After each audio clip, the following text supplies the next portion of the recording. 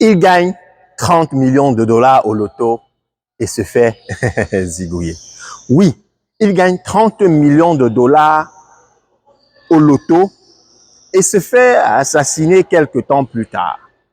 Tel est le titre d'une vidéo de Philippe Simo de Investi au pays. Et dans cette vidéo, Philippe Simo était en train d'expliquer en réalité que il ne souhaite pas que quelqu'un qui pourrait avoir gagné au loto rende l'information publique au risque de se faire assassiner.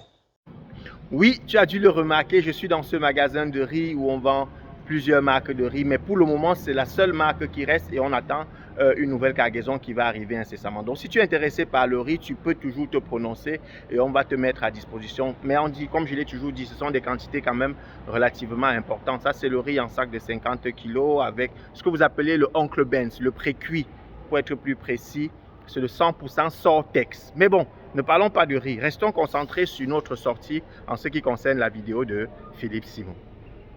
Je questionne immédiatement Philippe Simo en lui demandant, est-ce que le conseil n'est valable que pour celui qui a gagné de l'argent au loto ou ce conseil est aussi valable pour un digne travailleur qui gagne, je dirais n'importe quoi, une bonne somme d'argent à chaque fin du mois ou un jeune entrepreneur, un grand entrepreneur qui gagne énormément d'argent à la fin du mois ou même qu'on ne doit plus classer les Dangote pour dire quelle est leur position sur le plan de la fortune ou j'en passe. Ou simplement, il est question des non-name qui subitement ont obtenu un certain type d'argent qui doivent se taire. Quand j'ai fini de questionner cet angle, je me dis, mais Philippe, on voit à longueur de journée cette nouvelle génération en train de présenter leur bien. Certains prennent quelques liasses d'argent, qu'on peut compter quelques millions, qu'ils présentent sur les réseaux sociaux et disent calmement qu'il s'agit de ce qu'ils ont gagné. Encore qu'on ne sait même pas par quel canal ils ont réussi à gagner cet argent. Mais ma vraie question, ma vraie sortie aujourd'hui, c'est juste pour me questionner.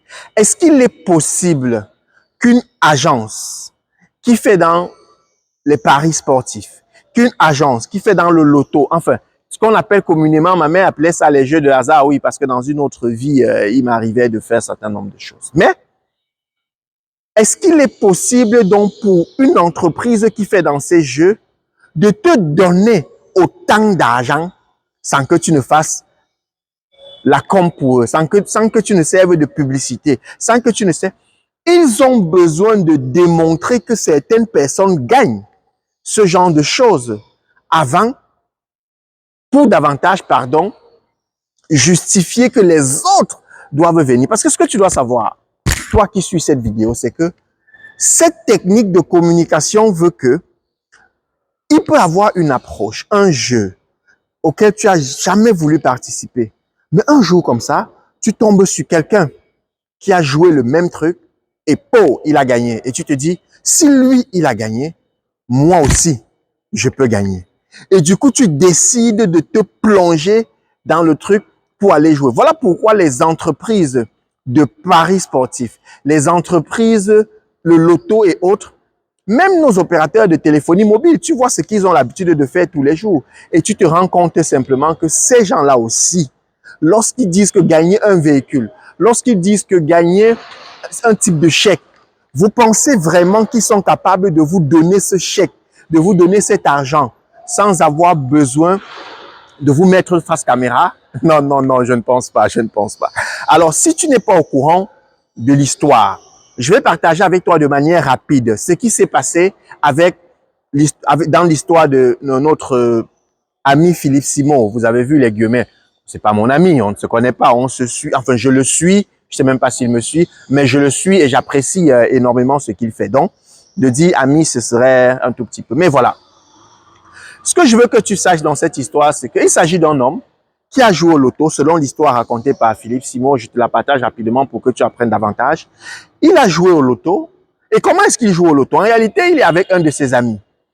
Un jour, son ami, ils sont en train d'aller pour une opération et son ami l'invite parce qu'ils attendaient que leur tour arrive. Son ami l'invite à prendre éventuellement un pot et il dit à son ami, moi, je prends pas le pot, mais si ça ne te dérange pas, je veux que tu me payes comme tu étais prêt à me payer le pot, je te suggère de me payer 2 tickets de loto. J'en profite pour te poser la question. Si c'est toi, tu vas réagir comment?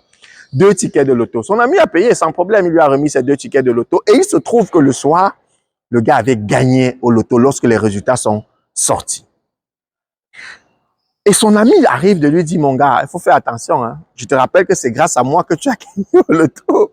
Son ami est allé même jusqu'à porter plainte pour que le gars restitue, entre guillemets, les sous, mais il a dû lui donner une partie de cet argent. L'autre chose aussi, c'est que à côté de ça, il y a une femme qui vient lui dire, mon gars, ton histoire mérite d'être racontée. J'en profite pour vous dire, toutes ces personnes qui rôdent autour de vous et qui disent, ils ont ce fameux mot, je vais t'aider à faire ceci, je vais t'accompagner dans tel processus. Parfois, certains d'entre eux sont des plus marabouts, certains d'entre eux sont des plus charlatans. Et dans cette approche, il y a une femme qui s'est rapprochée de lui, qui a décidé de l'accompagner et qui en a, à un moment donné, il est devenu non pas seulement une femme qui va l'aider d'en faire quelque chose, mais ils sont passés à poser des actes que 2 personnes, hommes-femmes, il faut le préciser, peuvent pratiquer entre 4 murs. Et il faut donc comprendre ce qui s'est passé, c'est que la dame était en train de le faire miroiter un certain nombre de choses. Elle était en train de l'appâter, elle a poussé à bout, elle a trompé, elle prenait de l'argent, elle virait dans son compte, elle a décidé même d'entrer dans la société qu'il avait conçue. Parce que la vérité, c'est que lorsque tu gagnes un argent où tu n'es pas préparé, le gars a commencé à faire des dépenses incontrôlées, le gars a commencé à faire des dépenses faramineuses pour des éléments qui ne servaient techniquement à rien. Mais il a quand même réussi à mettre sur pied une entreprise. Et dans cette entreprise, lorsque la dame est arrivée, elle aussi, elle est entrée, elle a eu des parts dans l'entreprise. Et de temps en temps, la dame se retrouvait en train de déplacer l'argent dit du compte de l'entreprise vers son compte personnel. Et ce que les gens n'ont donc pas compris, c'est qu'un jour, vous savez, le problème dans cette société, c'est qu'on dit une femme qui t'a trompé, c'est une femme qui est capable, et vous m'en direz davantage en commentaire, c'est une femme qui est capable de t'ôter la vie. C'est ce qu'on dit en général. C'est pour ça qu'on dit souvent que l'infidélité de la femme est trop dure. C'est plus compliqué que l'infidélité de l'homme. Excusez-moi, je ne suis pas dans ce débat. On pourra faire ce débat par après. Parce qu'il y a même une information qui court ces jours-ci. On parle d'un autre grand footballeur pour des raisons. Soit on ne va pas rentrer dans la vie privée des uns et des autres. Mais vous devez comprendre. Une femme qui a commencé à faire ce genre d'acte est capable de te pousser vers la porte. Est capable de t'amener où tu n'avais même jamais songé partir. Et il se trouve que dans notre histoire, Shakespeare, vous allez chercher son prénom parce que vous allez penser que je parle de l'autre, mais Shakespeare s'est retrouvé en train de se faire abattre par la femme, juste parce qu'elle voulait s'accaparer de sa fortune. Vous comprendrez pourquoi Philippe Simo estime que vous ne devez pas dire aux gens ce que vous venez de gagner. Oui, on l'a abattu juste parce que il venait d'avoir énormément d'argent et cette femme voulait s'accaparer de cet argent-là. Sauf que lorsqu'elle abat, il y a beaucoup de stratagèmes pour réussir à éviter de faire qu'on l'attrape. Mais l'histoire raconte qu'elle aurait été attrapée. Je ne vais pas vous dire forcément comment. Dans cette histoire, elle a posé des petites actions qui se sont avérées. Des gens se sont aussi rapprochés d'elle. Ils ont fait comme si ils voulaient l'aider. C'était des indices pour la police. Et finalement, on a réussi à trouver que c'est elle. Non seulement elle a montré l'arme du crime, mais aussi elle a indiqué où est-ce qu'elle avait caché le corps. Et cette dame a été interpellée et emprisonnée. Mais la question que j'ai envie de te poser, toi, c'est tu trouves, quelle est ton approche, quel est ton regard dans tout ce qui a été dit ici?